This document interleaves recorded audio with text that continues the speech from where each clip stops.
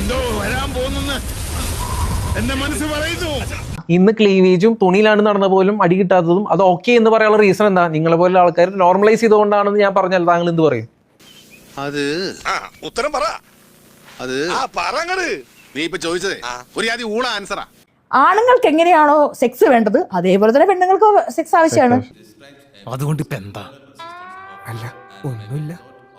ഇപ്പൊ അൺമാരീഡ് ആയിട്ടുള്ള ഇപ്പൊ ബോയ് ഫ്രണ്ട് ഇല്ലാത്ത ആൾക്കാർക്ക് സ്ത്രീകൾക്ക് സെക്ഷൽ ഫീലിങ്സ് വരും. പിന്നീട് പറയാൻ അവസരം കിട്ടിയില്ലെങ്കിൽ ഓവുലേഷന്റെ ടൈം ഒക്കെ ആകുമ്പോൾ നമുക്ക് നല്ല സെക്ഷൽ ഫീലിങ്സ് വരും. ആരെങ്കിലും കിട്ടിയാൽ മതി എന്നൊക്കെ തോന്നും നമുക്ക്.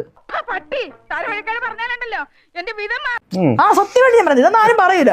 സത്യമായിട്ടൊന്നും ആരെ എനിക്ക് മനസ്സിലായി.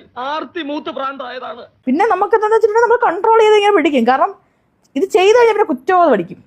ഈ അറിവ് എവിടുന്ന് കിട്ടി? പത്രത്തിൽ നിന്ന് അടിച്ചു മാറ്റിയതാ. വിളിച്ചാലോ വിചാരിക്കും, പക്ഷെ വിളിക്കില്ല. അത് ശരി, ഇതാണല്ലേ നിന്റെ കയ്യിലിരിപ്പ്.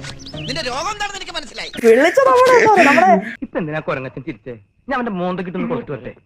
ഞാൻ ഫേമസ് അല്ലേ ചിലപ്പോ വിളിച്ചാല്.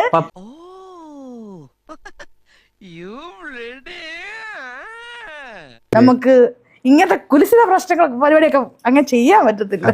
ഒരു പൊടിക്ക് കിറുക്കുണ്ടോന്ന് കൂടി സംശയമുണ്ട്. പറ്റത്തില്ല. അതുകൊണ്ട് ഞാൻ ഫേമസ് അല്ല. വിഷയത്തിൽ നിന്ന് തെന്നി മാറുന്നു. 30 പൈസ കൂടുമ്പോ നമുക്ക് ഇതിനുള്ള ചൗദര കൂടും. സത്യമായിട്ടുള്ള കാര്യമാണ്. താങ്കൾക്ക് ഇപ്പൊ കൂടിക്കൊണ്ടിരിക്കുകയാണ്. 30 വയസ്സ് കഴിഞ്ഞു. അങ്ങനെ അപ്പൊ കല്യാണം കഴിച്ചൂടെ? അത് ലൈസൻസ് അത് താല്പര്യമില്ല. ഓക്കെ ഓക്കെ അത് ഓക്കെ വയ്യായിരിക്കും. ഓക്കെ ഓക്കെ വേണ്ട വേണേ നമുക്ക് ഇങ്ങനെ ഫ്രീ ബേർഡ് ആയിട്ട് പറഞ്ഞു നടന്നാ മതി. നമ്മുടെ റിലേഷൻഷിപ്പിൽ സെക്സ് നല്ല അല്ലെങ്കിൽ നമുക്ക് അവരോട് വലിയ ഇതൊന്നും ഉണ്ടാവത്തില്ല. എനിക്ക് എന്റെ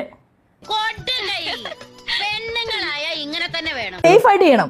ഇപ്പൊ ഞാനിപ്പോ ഇവരുടെ കൂടെ ഒക്കെ പോയിട്ടേ സേഫ് ആയിട്ട് ചെയ്തിട്ടില്ലെങ്കിൽ എനിക്കിപ്പോ 4-5 പിള്ളേരായിട്ട് ഞാൻ ഇവിടെ ഇന്റർവ്യൂ വന്നിരുന്നേ.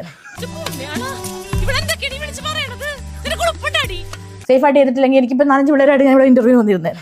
മനസ്സിലായോ? എന്റെ വീട്ടിൽ മാത്രമല്ല നിന്നെ കൊടകി ഏരിയ പോലും കണ്ടുപോരുത്. കാമാന്തക, കാമപ്രാന്ത, കാമരാക്ഷസ, കാമപിശാച, കാമരാജ യൂണിവേഴ്സിറ്റി